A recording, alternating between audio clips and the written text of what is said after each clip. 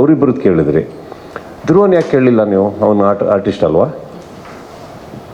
ಕಾಣಿಸ್ಲಿಲ್ಲ ನಿಮ್ಮ ಕಣ್ಣಿಗೆ? ಇನ್ಕ್ಲೂಡಿಂಗ್ ಧ್ರುವ ಇಲ್ಲ, ನೀವು ಕೇಳಲಿಲ್ಲ. ನಿಮಗೆ ರಾಜ್ ಶೆಟ್ಟಿ ಕಾಣಿಸಿದ್ರು, ರಕ್ಷಿತ್ ಶೆಟ್ಟಿ ಕಾಣಿಸಿದ್ರು, ರಿಷಬ್ ಕಾಣಿಸಿದ್ರು, ಯಶ್ ಕಾಣಿಸಿದ್ರು, ದರ್ಶನ್ ಧ್ರುವ ಸರ್ಜಾ ಯಾಕೆ ಕಾಣಿಸ್ಲಿಲ್ಲ? ಇದು ಕಾಂಟ್ರವರ್ಸಿ ಆಗೋಯ್ತಾ ಈಗ? ಹಾಗೆ ನಾವು ಏನು ನೋಡಬೇಕು ಅಂತೀವೋ ಅದು ಮಾತ್ರ ನಮ್ಮ ಕಣ್ಣಿಗೆ ಕಾಣಿಸುತ್ತೆ. ಅದು ಬಿಟ್ಟು ಕೆಲವು ಸತ್ಯಗಳಿರ್ತವೆ, ನೋಡೋಕ್ಕೆ ಸ್ಟಾರ್ಟ್ ಮಾಡಬೇಕು. ಧ್ರುವ ಅವರು ಲಾಸ್ಟ್ ಟೈಮ್ ಇದ್ದರು, ಅವರೇ ಫೋನ್ ಮಾಡಿ ನನಗೆ KD ಅನ್ನೋ ಪಿಕ್ಚರ್ ಪ್ರೇಮ್ ಒಟ್ಟಿಗೆ ಮಾಡ್ತಾಯಿದ್ದೀನಿ, ಪ್ರೇಮ್ ಒಟ್ಟಿಗೆ ಮಾಡ್ಬೇಕಾದ್ರೆ ನಾನು ಮನೆಗೆ ಹೋಗ್ತಾಯಿಲ್ಲ, ಕ್ರಿಕೆಟಿಗೆ ಎಲ್ಲಿಂದ ಬರಲಿ ಅಂತ ಹೇಳಿದರು. ಸರ್ ಪರವಾಗಿಲ್ಲ, ಆರಾಮಾಗಿರಿ ಅಂತ ಹೇಳಿದ್ವಿ. ಅವ್ರು ಬಂದು ಹೋಗ್ತಾರೆ ಮ್ಯಾಚಿಗೆ. ಬಟ್ ಏಕೆನ್ Dhruva also it's not coming. That doesn't mean is our brother. ನಮ್ಮ ಫ್ಯಾಮಿಲಿ ಅವರೆಲ್ಲ ಎಲ್ರಿಗೂ ಕರೆದಿದ್ದೀವಿ ನಾವು. ಈ ಮಕ್ಕದಲ್ಲಿ ದ್ವೇಷ ಕಾಣುತ್ತಾ ಸರ್?